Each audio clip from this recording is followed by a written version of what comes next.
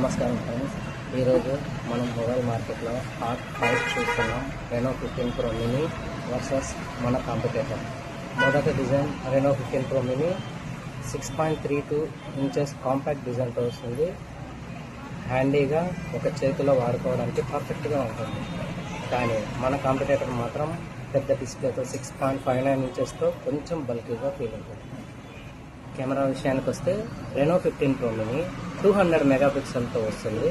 కానీ మన competitor only 50 megapixel కెమెరాతో మాత్రమే వస్తుంది. 200 మెగాపిక్సెల్ వల్ల మీరు ఎంత జూమ్ చేసినా క్లారిటీ అద్భుతంగా ఉంటుంది.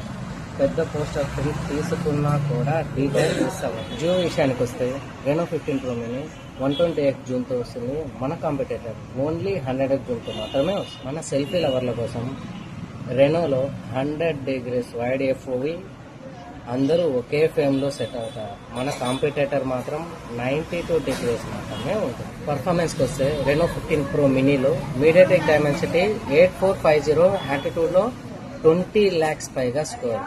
మన కాంపిటేటర్ సుమారుగా 17 lakhs, అంటే గేమింగ్ మల్టీ టాస్కింగ్లో క్లియర్ అడ్వాంటేజ్ రెనోకే. So friends, design, camera, performance ప్రతి విషయంలోనూ రెనో 15 ప్రో మినీ ఒక అడుగు ముందే ఉంది.